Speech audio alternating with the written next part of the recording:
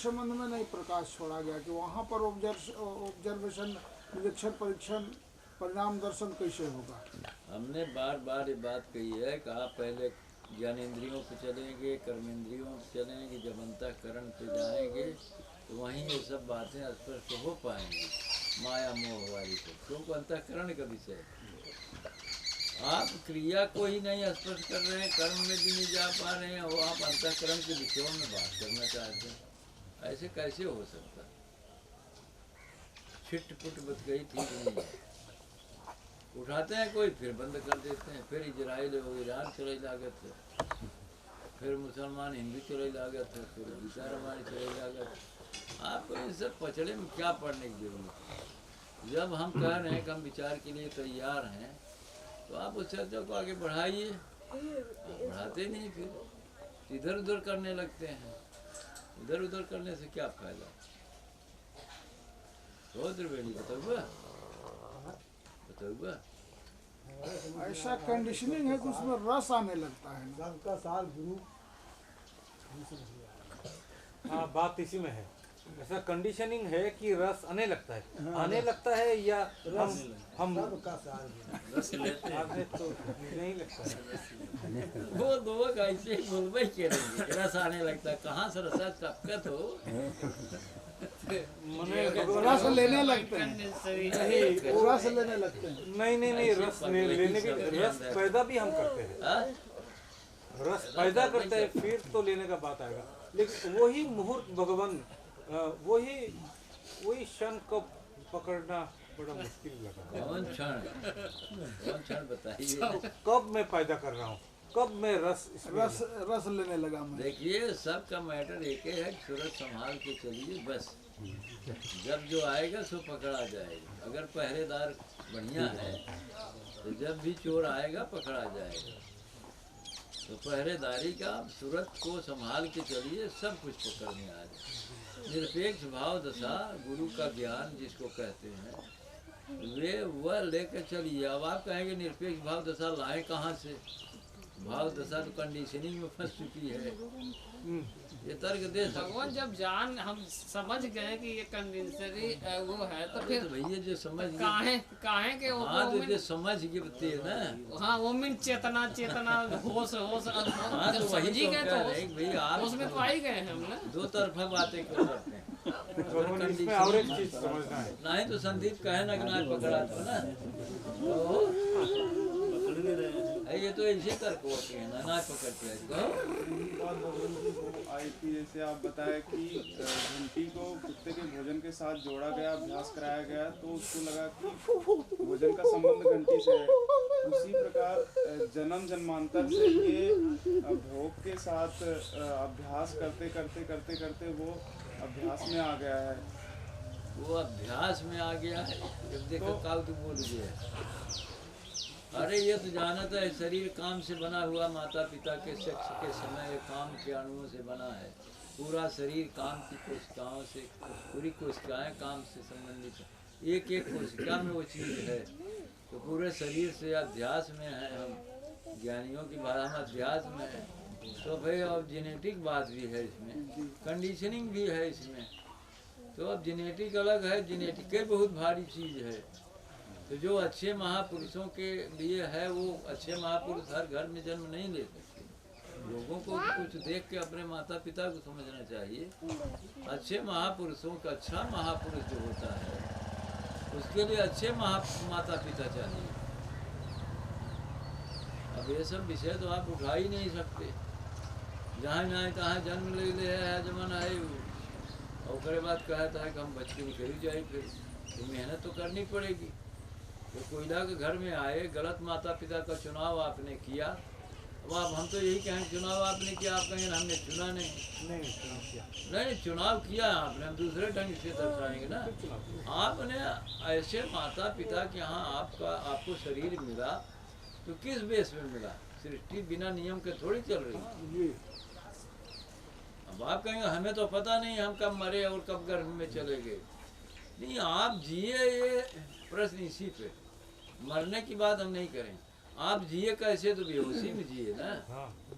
लोग तर्क करते हैं, जैसे बताया ने सोनी कहें भैया अरे सोनी का ही कर्म है, ब्याह किया इन्होंने ऐसे आदमी से, इसके माने इनका कर्म खराब है। ये संस्कार बिगाड़ लिया तो ऐसे आदमी की संगत पड़ी, और देखिए अब भी वही मोह ममता घेरे हुए है।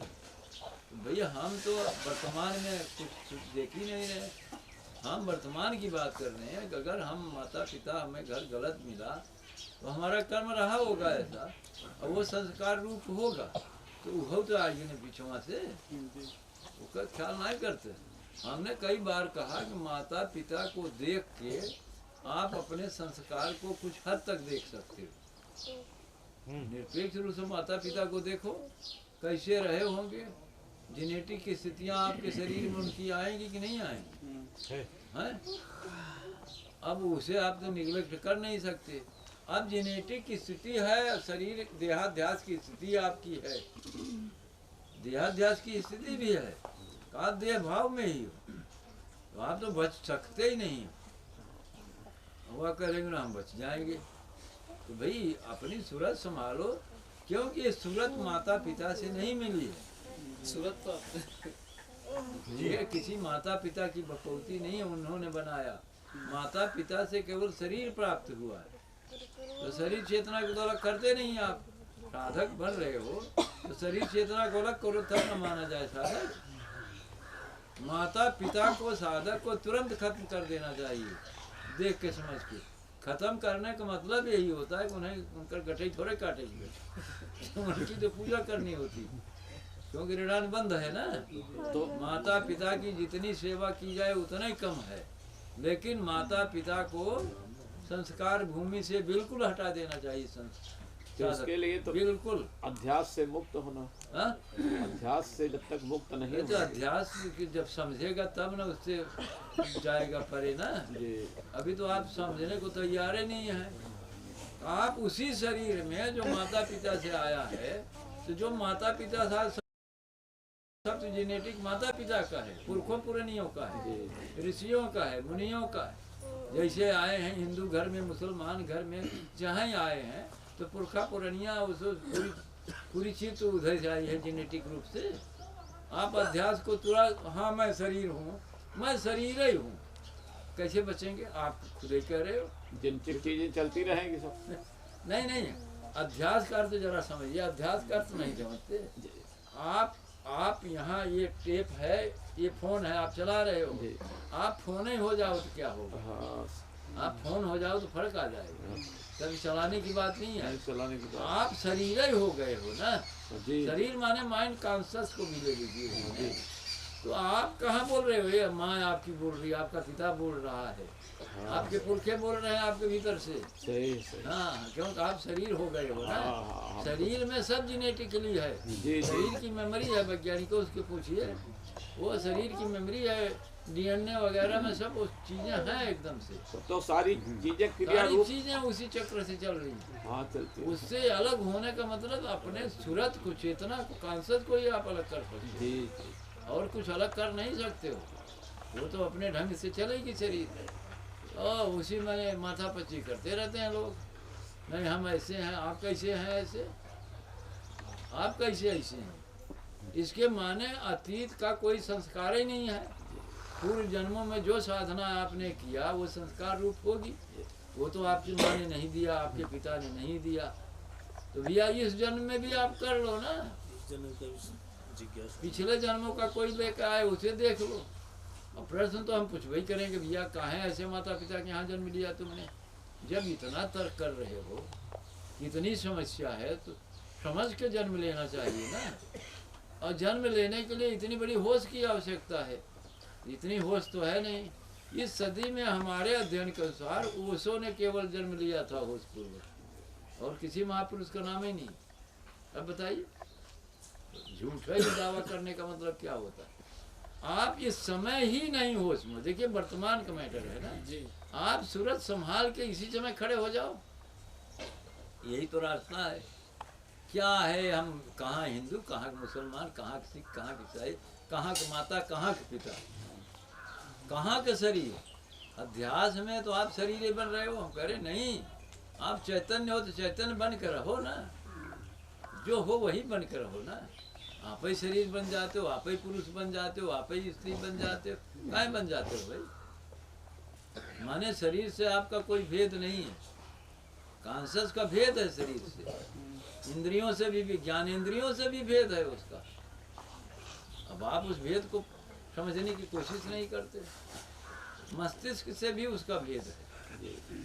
हाँ, कर्माशय आपका है, वो माता पिता द्वारा प्रदत्त नहीं है। संस्कार भूमि आपकी है, लेकिन शरीर आपकी नहीं है।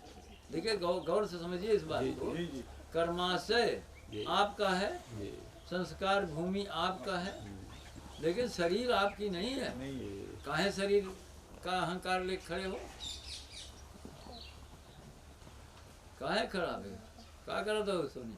ना पहिराइल है, ये साधना करे जाएगी, पूछे थे ज्ञान। तो शरीर क्यों बन रहे हैं? शरीर क्यों बन रहे हैं आप? अगर थोड़ी याद आएगी, ये तो दूसरे की चीज है ना। शरीर में अपना क्या है जरा बताइए आप? माता का रथ, पिता का बिंदु, कुछ भी अपना नहीं है। क्या हुआ बताइए, कुछ है अपना इसमें? लेकिन हम इसी को अपना कहते हैं। रोना तो यही रो रहे हैं ना, रोना भी हम साधक का रोना क्या है? हमारा शरीर ऐसा है, हमारा मस्तिष्क ऐसा है, ये मस्तिष्क हमारा है,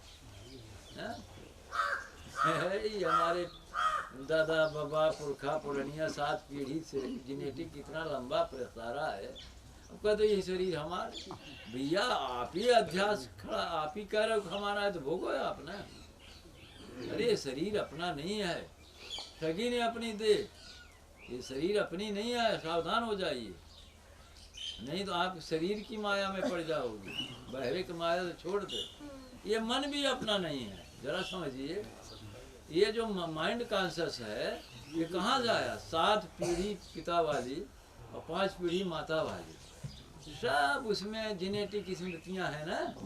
तो मन को अपना कैसे कह रहे हो? माने मस्तिष्क को आप अपना कैसे कह रहे हो? मन तो आपका है, मस्तिष्क आपका नहीं है। ये थोड़ा कठिन मामला है समझिए। मन क्या है, मस्तिष्क क्या है?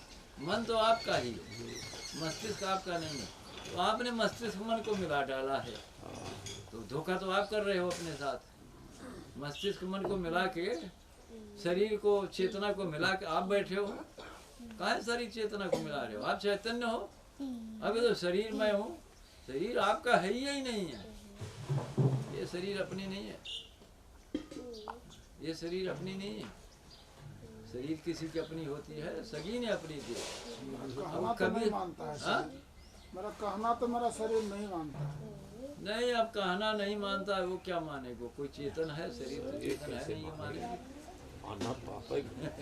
हाँ, फिर वही उल्टा पुल्टा वो शरीर कहना क्या मानेगा? वो तो जड़ चीज है ना। महाराज जी, मन और मस्तिष्क के भेद को थोड़ा स्पष्ट करिए। अरे नहीं करेंगे भाई, तो खुद ही ज्ञानी आदमी हो, कर लो क्या करना।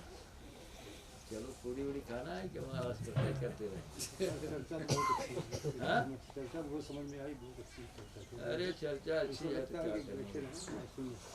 चर्चा ऐसे नहीं चलती ना। शरीर अब इसी पर प्रश्न चलेगा तो आगे तो प्रश्न उठेंगे। शरीर को क्यों अपना बनाया? समस्या तो यहाँ से क्रिएट हो रही। शरीर को अपना बना लिए, मस्तिष्क को अपना बना लिए, बड़े दावे के साथ कहते हैं अरे शरीर आपका है ही नहीं, मस्तिष्क का। हम ही हैं वही। हाँ वही है, सही बात है, वही है, हम शरीर ही हो गए। अब शरीर ही हो गए तो अब समस्या सब अपनी हो गई ना। दूसरे घर में बैठ गए, कहे घर हमार हुई है, तो घर तो आर हुई तो घर भोगो के भोगे। इतना में कुछ जल्दी बता नहीं असगर ना समझो, हम घर हो गए। वो घरा तू अपन बनाया तो घरा का कुल चीजें तोहार हुए ना। जब आप शरीर हो गए तो अब शरीर का जो दिमाग है, DNA वगैरह है, जो मेमोरी है, हाँ